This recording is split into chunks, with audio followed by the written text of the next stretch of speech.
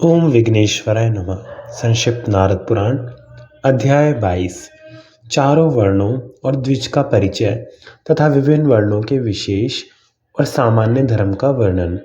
सूत जी कहते हैं, महर्षियों, सनक जी के मुख से एकादशी व्रत का यह महात्म्य जो अप्रमेय, पवित्र, सर्वोत्तम तथा पाप राशि को शांत करने वाला है, सुनकर ब्रह्मपुत्र नारद जी बड़े प्रसन्न हुए और फिर इस प्रकार बोले। नारद जी ने कहा, महर्षि, आप बड़े तत्वज्ञ हैं। आपने भगवान की भक्ति देने वाले तथा परम पुण्यमय व्रत संबंधी इस आख्यान का यथार्थ रूप से पूरा वर्णन किया है। मुने, अब मैं चारों वर्णों के आचार की विधि और संपूर्ण आश्रमों के आचार तथा प्रायश्चित की विधि सुनना चाहता हूँ। महाभाग, मुझ पर बड़ी भारी यह सब मुझे यथार्थ रूप से बताइए।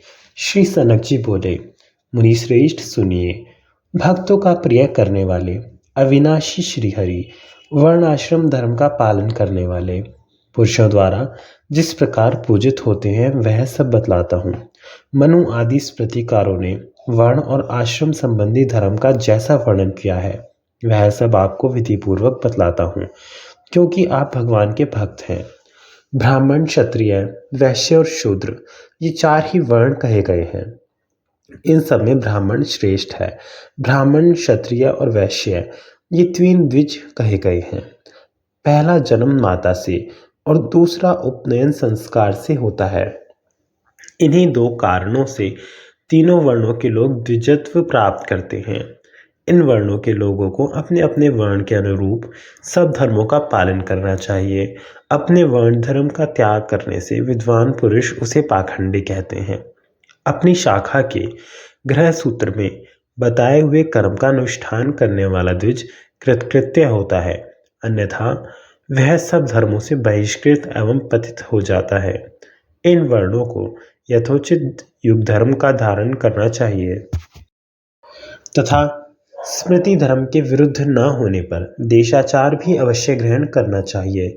मन, वाणी और क्रिया द्वारा यत्न पूर्वक धर्म का पालन करना चाहिए। द्विज श्रेष्ठ, अब मैं ब्राह्मण, क्षत्रिय, वैश्य और शूद्रों के सामान्य कर्तव्यों का वर्णन करता हूँ। एकाग्रचित होकर सुनो। ब्राह्मण ब्राह्मणों को दान दे, यज्ञों द्वारा देवताओं का यजन करे, जीविका के लिए दूसरों का यज्ञ करावे तथा दूसरों को पढ़ावे, जो यज्ञ के अधिकारी हों उन्हीं का यज्ञ करावे।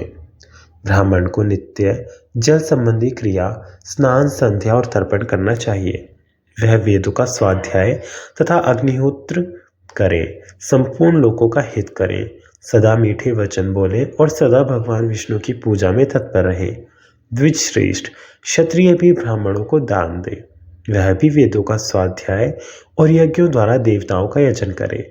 वह शस्त्र ग्रहण के द्वारा आजीविका चलाते हैं और धर्म पूर्वक पृथ्वी का पालन करते हैं। दुष्टों को दंड दे और शिष्ट पुरुषों की रक्षा करे। द्विज सत्तम, वैश्य के लिए भी वेदों का अध्ययन आवश्यक बताया गया है। इसके सिवा वह पशुओं का पालन, व्यापार तथा कृषि कर्म करे, सजातीय स्त्री से विवाह करे और धर्मों का भलीभांति पालन करता है। वह क्रय, विक्रय अथवा शिल्प कर्म द्वारा प्राप्त हुए धन से जीविका चलावे।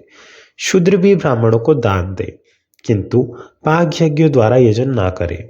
वह ब्राह्मण, क्षत्रिय और वैश्यों की सेवा में तत्पर रहे और अपनी स्त्री से ऋतुकाल में सहवास करे। सब लोगों का हित चाहना, सबका मंगल साधन करना, प्रिय वचन बोलना, किसी को कष्ट ना पहुंचाना, मन को प्रसन्न रखना, सहनशील होना तथा घमंड ना करना, यह सब मुनियों ने समस्त वर्णों का सामान्य धर्म बतलाया है। अपने आश्रमोचित कर्म के पालन से सब लोग मुनितुल्य हो जाते हैं। ब्राह्मण आपत्ति काल में ब्राह्मण क्षत्रियोचित आचार का आश्रय ले सकता है। इसी प्रकार अत्यंत आपत्ति आने पर क्षत्रिय भी वैश्य व्रति को ग्रहण कर सकता है, परंतु भारी से भारी आपत्ति आने पर भी ब्राह्मण कभी शूद्र वृत्ति का आश्रय ना ले। यदि कोई मूढ़ ब्राह्मण शूद्र वृत्ति ग्रहण करता है तो वह चांडाल भाव को प्राप्त होता है। मुनि श्रेष्ठ, ब्राह्मण, क्षत्रिय और वैश्य इन तीनों वर्णों के लिए ही 4 आश्रम बताए गए हैं। कोई 5वां आश्रम सिद्ध नहीं होता। साधु शिरोमणि, ब्रह्मचारी, गृहस्थ, वानप्रस्थ और सन्यास, यही 4 आश्रम हैं। विप्रवर, इन्हीं 4 आश्रमों द्वारा उत्तम धर्म का आचरण किया जाता है। जिसका चित्त कर्मयोग में लगा हुआ है उस पर भगवान विष्णु प्रसन्न होते हैं। जिसके मन में कोई कामना नहीं है, जिनका चित्त शांत है तथा जो अपने वर्ण आश्रमोचित कर्तव्य के पालन में लगे रहते हैं, वे उस परम धाम को प्राप्त होते हैं जहाँ से पुनः इस संसार में लौटकर आना नहीं पड़ता। ओम नमः शिवाय।